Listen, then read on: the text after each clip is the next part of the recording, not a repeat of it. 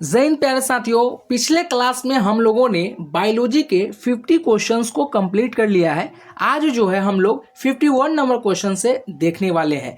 प्यारे साथियों, वैसे छात्र जिन्होंने बायोलॉजी के 50 क्वेश्चन को नहीं देखा है तो डिस्क्रिप्शन में लिंक दिया गया है, वहां विजिट करके आप सभी देख सकते हैं। आज हम लोग 51 नंबर क्वेश्चंस को स्टार्ट करने वाले हैं। और एक चीज और आप सभी को बता दें प्यारे साथियों, जिन्होंने फिजिक्स के सुपर सेलेक्टेड 100 क्वेश्चंस नहीं देखा है तो आज मैंने आप सभी के लिए महा मैराथन क्लास लेकर आया था दोपहर में, जिनको मैंने आप सभी से सूचित भी नहीं किया था, फिर भी आप लोगों ने वहां आकर विजिट किया। इसके लिए बहुत बहुत तहे दिल से धन्यवाद। आप सभी के लिए मैंने सुपर सेलेक्टेड क्वेश्चन फिजिक्स के 100 क्वेश्चंस लाया है, जिसमें 60 से 62 मिनट में आप सभी को टोटल क्वेश्चन करा दिए हैं रैपिड फायर के माध्यम से, जिनको अगर आप करके जाते हैं तो फिजिक्स से लगभग क्वेश्चन आप करके आएंगे। बिहार डीएलएड एंट्रेंस एग्जाम में अगर फिजिक्स से क्वेश्चन पूछे जाते हैं तो जितना मैं आप सभी को करा दिया हूं उससे बाहर नहीं पूछा जाएगा। प्यारे साथियों, अगर नहीं देखे हैं तो वो भी डिस्क्रिप्शन में लिंक है, उसे भी विजिट करके देख सकते हैं। अगर डिस्क्रिप्शन में नहीं मिलता है तो मेरे चैनल के अंदर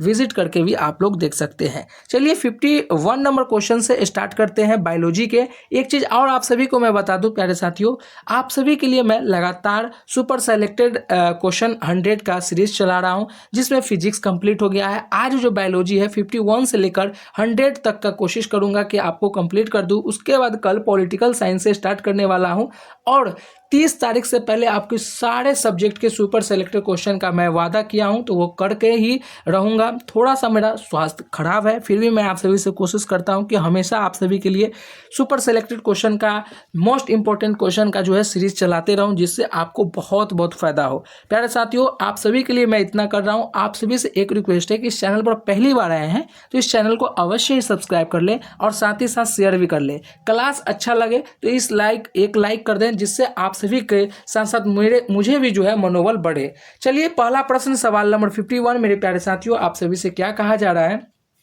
कहा जा रहा है कि कौन एक पशु ऊतक नहीं है? पशु ऊतक नहीं है, पेशी ऊतक, दृढ़ ऊतक, उपकला ऊतक या तंत्रिक ऊतक। मेरे प्यारे साथियों, सवाल नंबर 51 का कौन सा ऑप्शन सही होगा?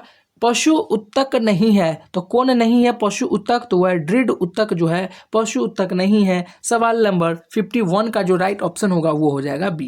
मेरे प्यारे साथियों, नेक्स्ट क्वेश्चन कहा जा रहा है कि नारियल की छाल का निर्माण किस ऊतक द्वारा होता है? नारियल के छाल का निर्माण जो है किस ऊतक द्वारा होता है? एरेन काइमा के द्वारा, कोलेन काइमा के द्वारा, पेरेन काइमा के द्वारा या स्क्लेरन काइमा के द्वारा? प्यारे साथियों, नारियल की छाल किस ऊतक के द्वारा होती है आप सभी को बताना है। सवाल नंबर 52 का कौन सा ऑप्शन सही होगा? तो वो होगा स्क्लेरन ना काइमा के द्वारा। राइट ऑप्शन मेरे प्यारे साथियों वो हो जाएगा आपका डी, सवाल नंबर 52 का। नेक्स्ट क्वेश्चन प्यारे साथियों, सवाल नंबर 53 आप सभी से क्या कहा जा रहा है? सवाल नंबर 53 में कहा जा रहा है कि कौन सा एक सरल अस्थायी ऊतक नहीं है? जाइलम, पेरेन काइमा, स्क्लेरन काइमा, कोलेन काइमा। मेरे प्यारे साथियों, सवाल नंबर 53 का कौन सा ऑप्शन सही होगा? एक अस्थाई जो है ऊतक नहीं है। सवाल नंबर 53 का कौन सा ऑप्शन सही होगा? एक सरल अस्थाई ऊतक नहीं है, वो है जाइलम। राइट ऑप्शन 53 का वो हो जाएगा ए। नेक्स्ट क्वेश्चन मेरे साथियों, सवाल नंबर 54 क्या कहा जा रहा है कि डॉल्फिन के समूह को हम क्या कहते हैं? पॉड, शॉन्ड, गाय या बछड़े? डॉल्फिन के समूह को क्या कहते हैं? तो डॉल्फिन के समूह को जो है प्यारे साथियों वो हम कहते हैं पॉन्ड। डॉल्फिन के समूह को क्या कहते हैं? पॉन्ड कहते हैं। राइट ऑप्शन 54 का वो हो जाएगा ए। चलिए अगला क्वेश्चन प्यारे मित्र, आप सभी के लिए क्या पूछा जा रहा है? सवाल नंबर 55 में कि निम्नलिखित में से कौन सा अम्ल जो है बिच्छू के डंक में पाए जाते हैं? ऑक्सोलिक अम्ल, मेथनोइक अम्ल, साइट्रिक अम्ल या एसिटिक अम्ल? मेरे प्यारे साथियों, बिच्छू के डंक में कौन से अम्ल पाए जाते हैं? तो आप सभी जानते हैं मेथनोइक अम्ल जो है वो पाए जाते हैं बिच्छू के डंक में। तो राइट आंसर जो हो जाएगा सवाल नंबर 55 का वो हो जाएगा बी। नेक्स्ट क्वेश्चन मेरे साथियों, सवाल नंबर 56 क्या कह रहा है कि गाय के दूध का रंग किसकी उपस्थिति के कारण हल्का पीला होता है? राइबोफ्लेविन के कारण, कैरोटीन के कारण, रिब्यूलोज के कारण या जेंथोफिल के कारण? मेरे प्यारे साथियों, सवाल नंबर 56 का कौन सा ऑप्शन जो है सही होगा? तो गाय का दूध का रंग हल्की पीली होने का कारण होता है कैरोटीन के कारण। राइट ऑप्शन प्रिय मित्र 56 का जो होगा वो हो जाएगा बी। नेक्स्ट क्वेश्चन सवाल नंबर 57 आप सभी से क्या कहा जा रहा है? कहा रहा है कि उड़ने वाला एकमात्र स्तनपायी कौन है? उड़ने वाला एकमात्र स्तनपायी कौन सा है? व्हेल, ड्रैगन, चमगादड़, छिपकली। सवाल नंबर 57 का कौन सा ऑप्शन सही होगा? तो उड़ने वाला एकमात्र स्तनपायी कौन है? तो वह है चमगादड़। प्यारे मित्र, सवाल नंबर 57 का जो राइट ऑप्शन होगा वो हो जाएगा सी। नेक्स्ट क्वेश्चन प्यारे साथियों, क्या कहा जा रहा है कि फूल का एक पुरुष भाग कौन है? ऑप्शन दिया गया है यहाँ पर, कोई एक पुरुष भाग होगा और 3 जो है नर भाग है। कौन कौन है पुरुष भाग आपको बताना है, कोई एक। वर्तिकाग्र, पुंकेसर, जयांग या वर्तिका। 58 का कौन सा ऑप्शन सही होगा? प्यारे मित्र, फूल का एक पुरुष भाग जो है वो है पुंकेसर। राइट ऑप्शन सवाल नंबर 58 का वो हो जाएगा बी। नेक्स्ट क्वेश्चन 59 का आप सभी से क्या कहा जा रहा है कि पोलियो रोग निम्नलिखित में से किस प्रकार के जीव के कारण हो जाता है? कवक के कारण, जीवाणु के कारण, प्रोटोजोआ के कारण या विषाणु के कारण। तो पोलियो रोग जो है विषाणु जीव मतलब पोलियो रोग जो है ना विषाणु बैक्टीरिया के कारण जो है हो जाता है। तो राइट ऑप्शन मेरे प्यारे साथियों वो हो जाएगा आपका डी। नेक्स्ट क्वेश्चन सवाल नंबर 60 आप सभी से क्या कहा जा रहा है कि कंजक्टिविटिस मुख्य रूप से किससे संबंधित एक संक्रमण है? घुटना से, दिल से, आंख से या पेट से। तो सवाल नंबर 60 का कौन सा ऑप्शन सही हो जाएगा? तो कंजक्टिविटिस मुख्य रूप से आंख से संबंधित है। राइट ऑप्शन मेरे प्यारे साथियों सवाल नंबर 60 का वो हो जाएगा सी। अगला प्रश्न सवाल नंबर 61 आप सभी से क्या कह रहा है कि निम्नलिखित में से किसे पादप जगत का उभयचर कहा जाता है? लीवर वाट्स को या जिम्नोस्पर्म को या ब्रायोफाइटस को या ट्रिडियोफाइटस को। मेरे प्यारे साथियों सवाल नंबर 61 का कौन सा ऑप्शन सही हो जाएगा? किस पादप जगत का उभयचर कहा जाता है? तो ब्रायोफाइटस को जो है पादप जगत का उभयचर कहा जाता है। सवाल नंबर 61 का जो हो जाएगा राइट ऑप्शन वो हो जाएगा सी। अगला प्रश्न मेरे प्यारे मित्र सवाल नंबर 62 क्या कह रहा है कि ल्यूकेमिया डैश का एक कैंसर है? फेफड़ों का, त्वचा का, गर्भाशय का या रक्त का। ल्यूकेमिया डैश एक कैंसर है, फेफड़ों, त्वचा या गर्भाशय या रक्त का। तो ल्यूकेमिया जो है रक्त का एक कैंसर है। राइट ऑप्शन मेरे प्यारे साथियों सवाल नंबर 62 का वो हो जाएगा डी।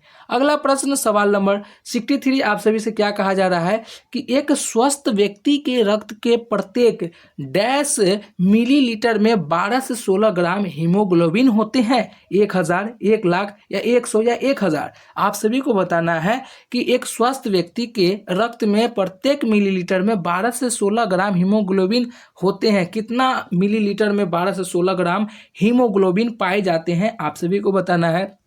तो एक स्वस्थ व्यक्ति के रक्त में प्रत्येक 100 मिलीलीटर में 12 से 16 ग्राम हीमोग्लोबिन पाए जाते हैं। राइट ऑप्शन प्यारे साथियों सवाल नंबर 63 का सी हो जाएगा। अगला क्वेश्चन सवाल नंबर 64 आप सभी से क्या कहा जा रहा है कि जैव विविधता का सबसे महत्वपूर्ण पहलू है? भोजन, औषधि, औद्योगिक उपयोग या पारिस्थितिक तंत्र का निर्वहन। सवाल नंबर 64 का कौन सा ऑप्शन सही होगा? जैव विविधता का सबसे महत्वपूर्ण पहलू कौन है? तो वह है पारिस्थितिक तंत्र का निर्वहन। सवाल नंबर 64 का जो राइट ऑप्शन हो जाएगा वो ऑप्शन आपका डी हो जाएगा। अगला क्वेश्चन प्यारे साथियों आप सभी से क्या कहा जा रहा है कि किसको सेल का पावर प्लांट भी कहा जाता है? आप सभी जानते हैं काफी फेमस भी है माइक्रोकोंडिया। अगर यहाँ पर ऑप्शन है तो वो बिल्कुल राइट होगा। मेरे प्यारे मित्र सवाल नंबर 65 का राइट ऑप्शन बी हो जाएगा। नेक्स्ट क्वेश्चन सवाल नंबर 66 आप सभी से क्या कहा जा रहा है मेरे प्यारे मित्र? सवाल नंबर 66 में कहा जा रहा है कि वृक्षों में से कौन सा वृक्ष पर्यावरणीय संकट माना जाता है?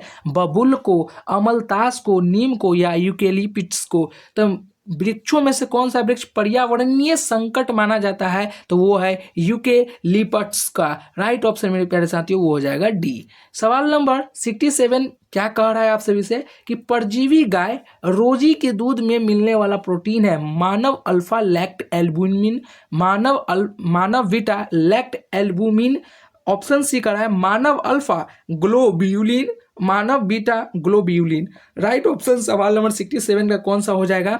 तो परजीवी गाय रोजी के दूध में मिलाने वाला जो प्रोटीन होता है वो होता है मानव अल्फा लैक्ट एल्बुमिन। राइट ऑप्शन मेरे साथियों हो जाएगा 67 का ए। नेक्स्ट में आप सभी से क्या कहा जा रहा है कि 68 में आप सभी से क्या कहा जा रहा है कि स्किर्वी नामक रोग किस विटामिन की कमी से होता है? Vitamin A, vitamin B, vitamin C, vitamin D. तो स्किर्वी नामक रोग जो है कौन से विटामिन के कारण होता है? तो वह है विटामिन सी के कारण स्किर्वी नामक रोग हो जाता है। बेरी रोग विटामिन बी के कारण हो जाता है मेरे प्यारे साथियों, आप सभी को ये याद होगा। टमाटर का लाल रंग किस चीज़ के कारण होता है? कैरोटीन के कारण, एंथ्रोसाइनिन के कारण, लाइकोपिन के कारण या एरिथ्रोसाइन के कारण। मेरे प्यारे साथियों सवाल नंबर 69 का कौन सा ऑप्शन सही होगा? टमाटर का जो लाल रंग होता है लाइकोपिन के कारण होता है, तो राइट ऑप्शन 69 का वो हो जाएगा सी। अगला क्वेश्चन सवाल नंबर 17 क्या कह रहा है आप सभी से कि मनुष्य के कंकाल तंत्र में कितनी अस्थियाएं होती है? मनुष्य के बॉडी में कितने मतलब हड्डियां पाई जाती है? तो आप सभी जानते हैं 206। सवाल नंबर 70 का वो राइट ऑप्शन वो हो जाएगा सी। मेरे प्यारे साथियों सवाल नंबर 71 क्या कह रहा है कि नर प्रजनन तंत्र के संदर्भ में कौन सा सही विकल्प है? प्रोस्टेट ग्रंथि, टेस्टोन, शुक्राणु। ऑप्शन बी अंडवाहिका, शुक्राणु, शुक्राणु, शुक्राशय शुक्राणु।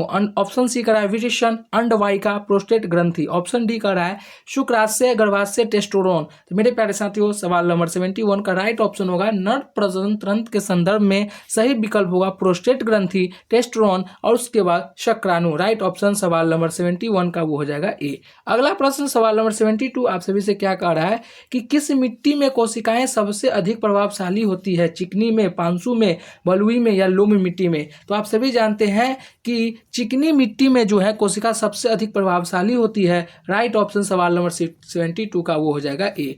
नेक्स्ट क्वेश्चन सवाल नंबर 73 आप सभी से क्या कहा जा रहा है कि अतः श्वासन तभी होता है जब वायुमंडलीय दाब से फेफड़ों का दाब डैश हो, कम, ज्यादा, बराबर या ज्यादा। मेरे प्यारे साथियों सवाल नंबर 73 का राइट ऑप्शन होगा अतः श्वासन तभी होता है जब वायुमंडलीय दाब से फेफड़ों का दाब में कमी हो। राइट ऑप्शन 73 का वो हो जाएगा ए। अगला क्वेश्चन सवाल नंबर 74 आप सभी से क्या कहा जा रहा है कि कोशिकाएं अंगकक में कोशिकाएं के अनुवांशिक पदार्थ होता है? केंद्रक में, सूत्रकणिका में, प्लास्टिक में या माइक्रोकोन्डिया में?